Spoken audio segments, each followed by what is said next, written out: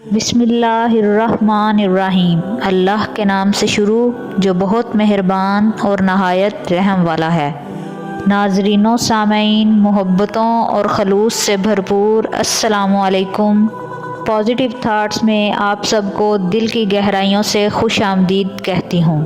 ناظرین و سامعین، حضرت عثمان رضی اللہ تعالیٰ عنہ انتہا درجے کے سخی تھے۔ آپ رضی اللہ تعالیٰ عنہ کے سخاوت کے بے شمار واقعات میں سے ایک واقعہ بیان کروں گی۔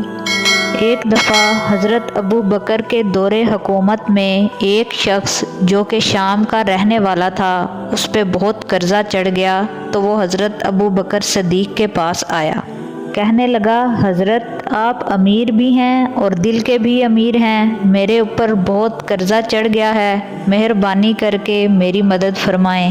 حضرت ابو بکر رضی اللہ تعالیٰ عنہ نے اس کا ہاتھ پکڑا اور اپنے ساتھ اپنے گھر لے گئے۔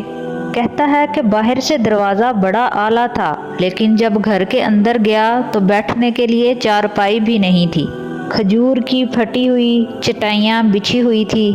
حضرت ابو بکر نے اسے بٹھایا اور کہنے لگے کہ یار تمہیں ایک عجیب بات نہ بتاؤں؟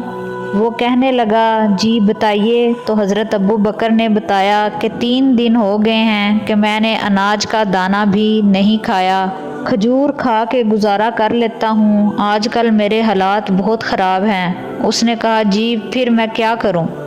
آپ فرمانے لگے کہ تو عثمان غنی کے پاس جا۔ وہ شخص کہنے لگا کہ جی مجھے تو بہت سارے پیسے چاہیے۔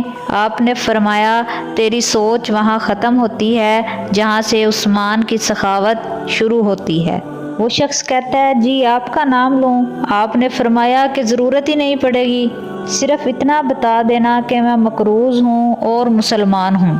وہ شخص کہتا ہے کہ میں حضرت عثمان کے گھر چلا گیا، دروازے پہ دستک دی تو حضرت عثمان غنی کی اندر سے اپنے بچوں کو ڈانٹنے کی آوازیں آ رہی تھی۔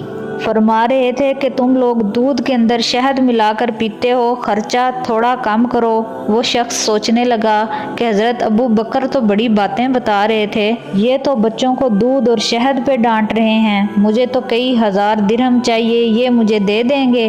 اتنے میں حضرت عثمان باہر آئے، میں نے سلام کیا تو وہ سمجھ گئے کہ میں مسلمان ہوں۔ انہوں نے سلام کا جواب دیا اور فرمانے لگے کہ معاف کرنا، بچوں کو ایک بات سمجھانی تھی جس کی وجہ سے آنے میں دیر ہو گئی۔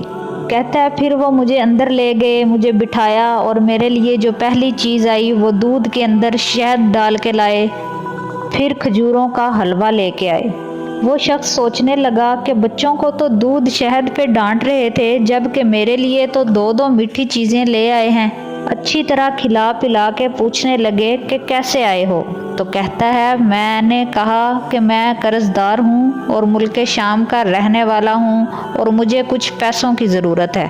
وہ کہتا ہے کہ میں نے کچھ پیسے کہے، انہوں نے اپنے غلام کو آواز دی تو وہ ایک اونٹ پہ سامان لاد کے لے آیا۔ وہ شخص کہتا ہے کہ مجھے 3000 اشرفیوں کی ضرورت تھی اور میں نے بتایا بھی نہ تھا کہ حضرت عثمان کہنے لگے کہ میں نے اس اونٹ پہ تمہارے اور تمہارے گھر والوں کے لیے کپڑے، کھانا اور 6000 اشرفیاں بھی رکھوا دی ہیں۔ وہ شخص کہنے لگا کہ حضور اونٹ واپس کون کرنے آئے گا؟ آپ نے فرمایا کہ واپس کرنے کے لیے دیا ہی نہیں، یہ میری طرف سے تحفہ ہے۔ وہ شخص کہتا ہے کہ میری آنکھوں میں آنسو آ گئے۔ میں نے کہا، حضور آپ نے میری ضرورت سے بڑھ کر کہیں زیادہ مجھے نواز دیا ہے، معاف کیجیے گا، میں تو سوچ رہا تھا کہ دودھ شہد پہ گھر میں لڑائی ہو رہی ہے۔ آپ نے فرمایا کہ رب نے جو مجھے پیسے دیے ہیں اس لیے نہیں دیے کہ میری اولاد موج کرے، میرے مالک نے مجھے نوازا ہے تاکہ میں محمد صلی اللہ علیہ وآلہ وسلم کی امت کی نوکری کروں۔